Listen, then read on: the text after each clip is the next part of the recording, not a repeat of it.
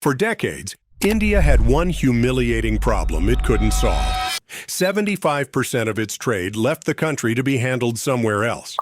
Ships carrying Indian cargo couldn't dock at Indian ports. Too shallow, too small, too far from the main shipping lanes.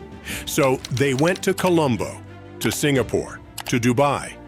And India paid billions every year for the privilege of using someone else's ports to handle its own goods.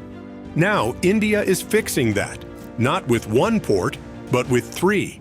Vizhinjam in the south, already breaking records. Vadhvan in the west, being built on an artificial island in the sea. And Galathea Bay in the Andaman Islands, 40 nautical miles from the world's busiest shipping choke point. Together, over $20 billion in investment, and a combined capacity approaching 45 million containers a year. Designed to dramatically reduce India's dependence on foreign ports, while directly challenging China's grip on the Indian Ocean. This is how India is rebuilding its entire maritime map at once. Please take a moment to subscribe and like the video. It really helps the channel. When a container ship travels between continents, it doesn't stop everywhere. It stops at a few massive hub ports, where cargo transfers from giant mother vessels onto smaller feeder ships, like an airport hub.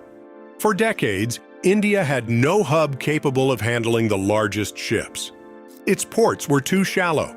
Vessels carrying 24,000 containers drawing 16 meters of water simply could not dock. So roughly 75% of India's transshipment cargo was routed through Colombo, Singapore, and Dubai. Every container handled abroad cost India money, up to $1,000 in extra charges per container, plus days of delay. The annual loss ran into hundreds of millions of dollars. And there was a strategic cost. Colombo, handling most of India's cargo, is increasingly controlled by Chinese investment. China Merchants Port Holdings owns a controlling stake in its main terminal and holds a 99-year lease on nearby Hambantota. And India has tried to fix this before and failed.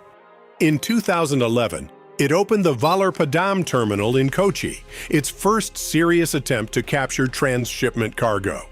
It was too shallow for the largest ships and too expensive to compete. By 2024, it handled only a fraction of its intended capacity. Colombo's dominance was untouched. Malacca failed on the two things that mattered: depth and cost. Vizhinjam, Vadhvan, and Galathea Bay were each designed specifically to overcome exactly those failures. The first is already operational and breaking records.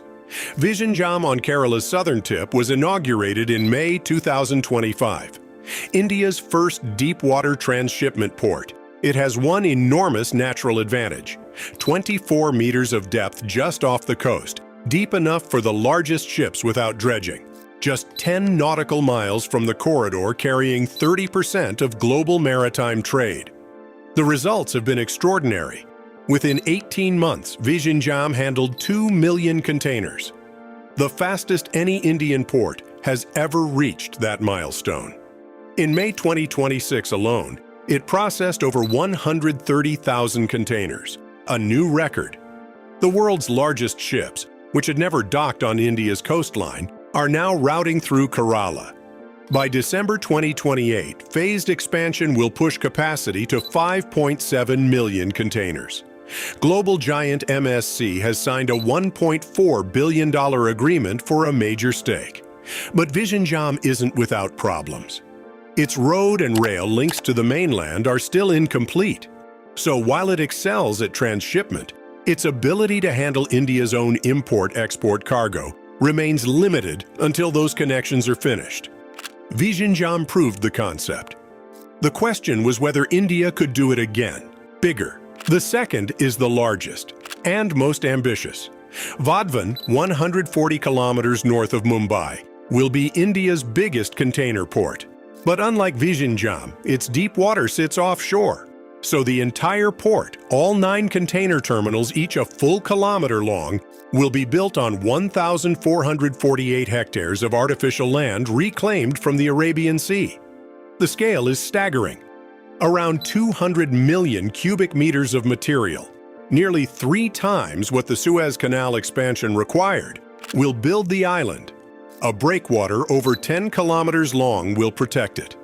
India's largest ever marine construction contract, 5,301 crore rupees, was awarded to Afghans for the breakwater alone. When complete, Vadhvan will handle 23.2 million containers a year, more than 4 times Vizhinjam. It connects directly to the Delhi-Mumbai freight corridor and anchors the India-Middle East-Europe economic corridor. India's answer to China's Belt and Road. Cost: over 76,000 crore rupees. Phase 1 targets 2030. If Vizhinjam is India's proof of concept, Vadhvan is its statement of intent. The third is smallest in capacity, but most strategically significant.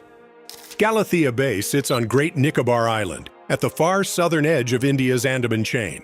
Its location is everything. Just 40 nautical miles from the Strait of Malacca, the choke point carrying nearly a third of global trade and 80% of China's oil imports.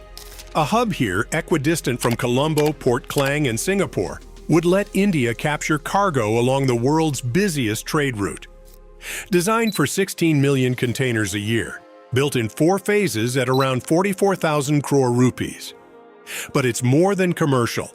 Galathea Bay is part of a $10 billion development including an airport, power plant, township, and naval and surveillance infrastructure at Malacca's entrance. India excluded all foreign operators, keeping it entirely under Indian control.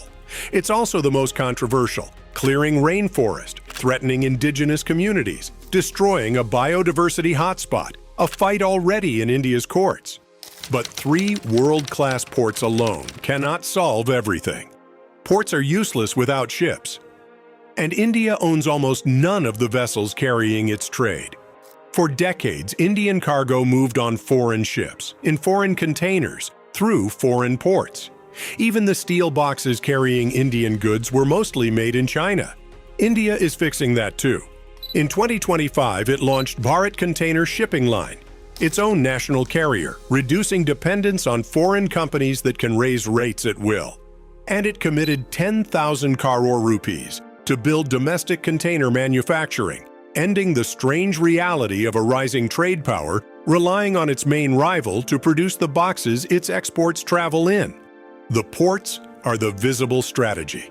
The ships and containers are the invisible part. The ecosystem that turns concrete into genuine independence. 3 ports, 1 in the south, 1 in the west, 1 at the mouth of Asia's most important strait.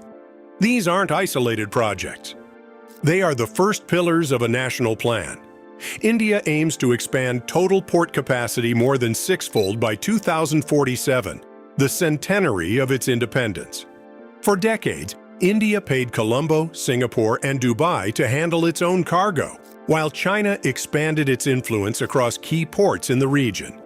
These projects are designed to reduce that dependence dramatically, to keep more of India's money inside India, and to give India a permanent presence in waters China has spent 20 years working to dominate.